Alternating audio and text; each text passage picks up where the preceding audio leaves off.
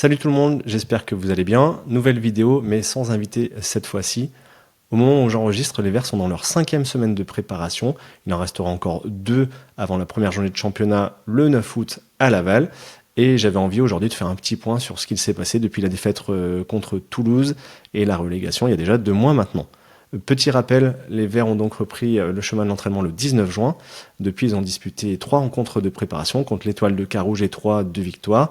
Et dernièrement contre le Servette FC avec une première défaite 3-2. Je ne vais pas faire le débrief complet de ce match. Visuellement, c'était pas toujours évident à suivre depuis YouTube. Et puis d'autres chaînes l'ont déjà fait comme Around ASSE ou Carton Rouge. Voilà, juste 2-3 petits mots. On voit une compo qui commence à se rapprocher d'un 11 de départ type, avec dans l'ensemble une première période que j'ai trouvée plutôt intéressante, avec par moment ce pressing que réclame Eric Horneland, même s'il y a eu un petit creux au deuxième quart d'heure de jeu. Par contre, peu d'occasions globalement. Et la deuxième période est pour moi plus anecdotique, avec au fur et à mesure de plus en plus de changements, et un adversaire qui était sans doute en avance sur le plan physique, puisqu'il jouait, il me semble, son 5e match de préparation, et jouera en Ligue des Champions la semaine prochaine. Au niveau individuel, j'ai trouvé Maxime Bernauer et Florian Tardieu plutôt en jambes. J'ai été curieux aussi de voir Chico Lamba en action. Il était placé axe droit comme avec son club d'Arouca la saison passée et avec le Portugal à l'Euro Espoir. Plusieurs fois, il a essayé de jouer vers l'avant, même s'il a beaucoup utilisé la sécurité en remettant à Maxime Bernauer. On n'a pas forcément eu beaucoup d'occasions de le voir défendre, donc on attendra encore un petit peu pour se faire une idée. Voilà, il restera encore 2 matchs de préparation à jouer pour les Verts, contre le Paris FC, puis à Cagliari en Sardaigne, avant d'attaquer le championnat de Ligue 2. Et je voulais donc faire un point sur la situation du club en attendant. On est, vous le savez, dans un contexte français plutôt calme en raison de la crise des droits TV.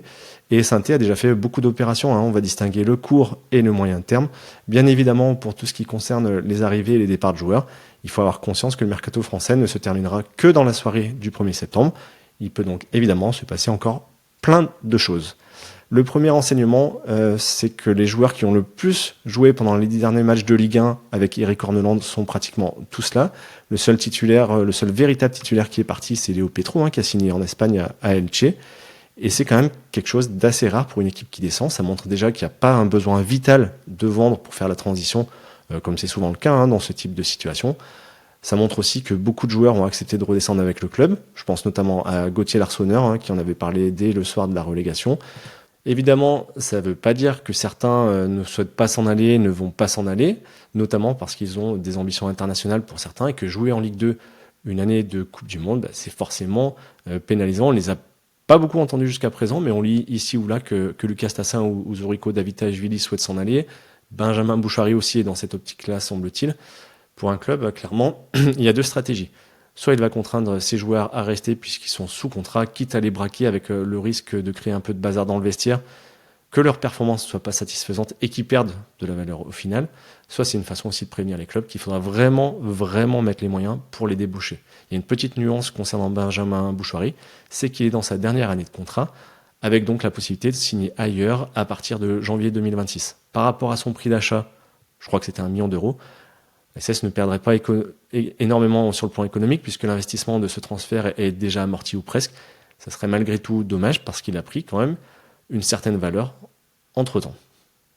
Du côté des arrivées, la direction a déjà sorti le chéquier, vous le savez, pour lever les options d'achat de Maxime Bernauer, Irvine Cardona et semble-t-il de Pierre Ecois, dont on n'a pas vu de photo à l'entraînement ces dernières semaines, que ce soit à l'Etra ou à Sunderland. C'est assez difficile de savoir ce qui se passe dans ce dossier-là.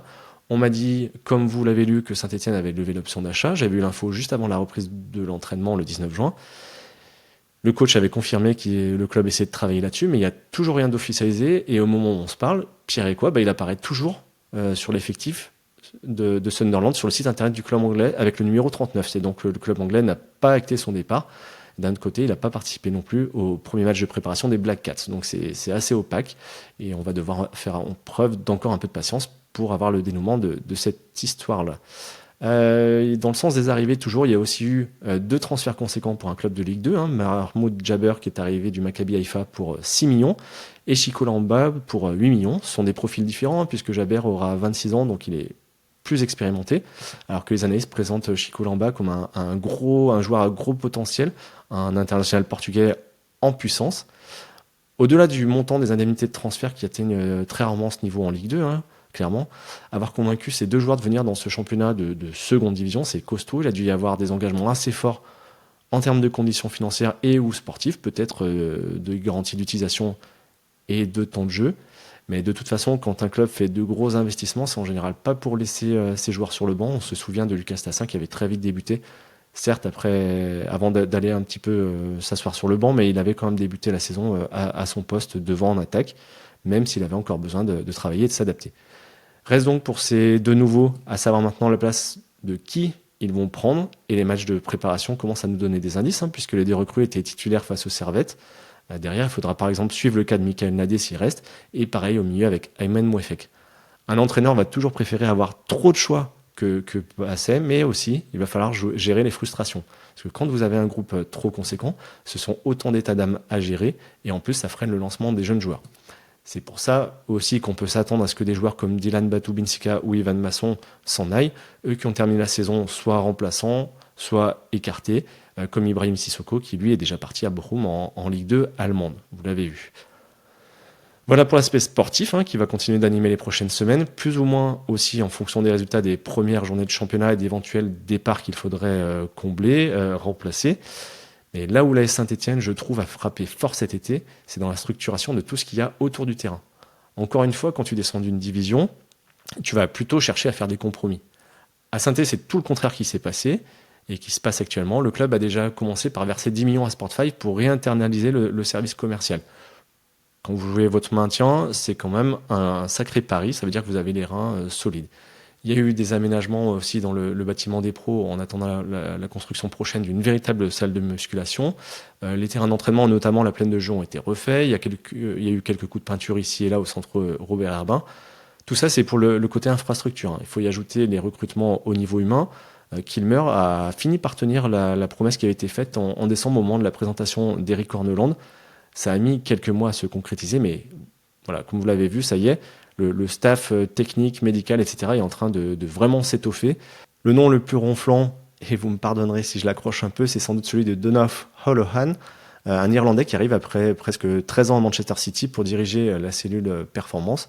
Il y a aussi deux préparateurs physiques britanniques qui ont rejoint le club.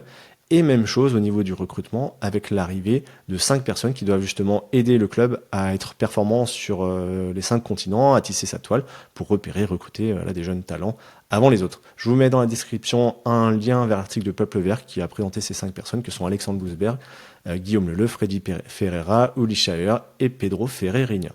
Sur le papier, tout ça c'est évidemment très intéressant dans la structuration du club, c'est un travail de fond qui s'inscrit bien dans le projet à long terme que nous vend Kilmer depuis son arrivée. Il faudra toutefois être un peu patient pour en voir les premiers effets. On sait que le foot a ceci de particulier que même en maîtrisant un maximum de choses hors du terrain, c'est le rectangle vert qui détient la vérité et ce sont tous ces petits aléas qui font finalement le charme du foot. C'est pour ça qu'on l'aime, c'est cet aspect surprise. Et comme Saint-Etienne ambitionne de remonter immédiatement en Ligue 1, ce qui est de base une nécessité compte tenu de la dimension historique du club, et encore plus là avec tous les investissements qui ont été consentis, le début de championnat va être d'autant plus important. On se souvient qu'il y a 3 ans, quand Saint-Étienne avait retrouvé la Ligue 2 avec cette même idée de faire l'ascenseur, il avait fallu attendre la 6e journée, je crois, pour battre Bastia et gagner un premier match, même si le contexte de l'époque était beaucoup moins serein, beaucoup plus explosif, avec énormément de départs et un climat, on va dire, délétère. Mais encore une fois, comme le club ne semble pas vraiment décidé à vouloir communiquer, tous les regards, toutes les questions seront pour Eric Horneland lors des conférences de presse, lui qui aura pourtant déjà beaucoup de boulot et de pression pour atteindre l'objectif. Après 6 premiers mois, on va le redire, mi-figue, mi-raisin. Voilà donc ce que je pouvais vous dire aujourd'hui. On va continuer d'être attentif à ce qui va se passer jour après jour cet été. Et je vous donne rapidement rendez-vous pour de nouveaux épisodes. Ciao. Space, Perry, Dublin crew.